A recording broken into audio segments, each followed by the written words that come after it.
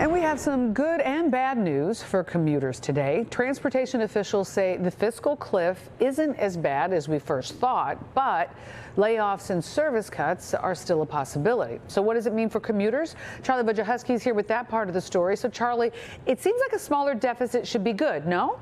It is good. It's only a few weeks ago we were talking about a $771 million shortfall created in part by the ending of federal COVID relief money. Now they're talking about a $202 million shortfall this year. But the concern now is what'll happen in years to come. The Regional Transportation Authority is lowering its projections for the long-threatened fiscal cliff, which could mean Chicago area transit will be safe for this year, but higher deficits remain on the horizon.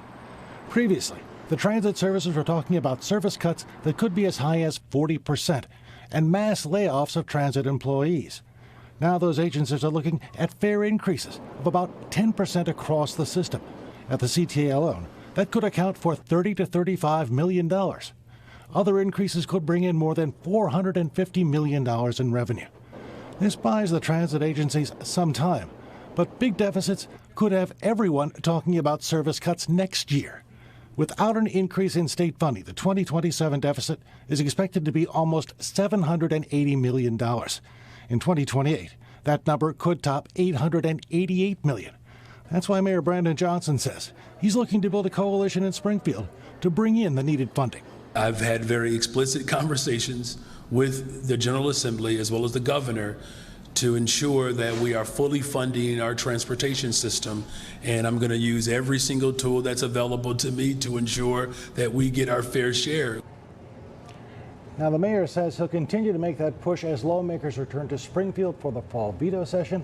He says the money should come from progressive sources, like more taxes that affect the wealthiest Illinoisans.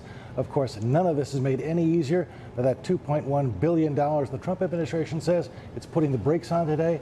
That money was going to the CTA's Red Line Extension Project and the Purple Line Modernization Projects. Those are capital monies, not operating monies, but still, it's not great news for people who are looking forward to riding the trains. No doubt about that. We'll talk a little bit more about that one, Charlie.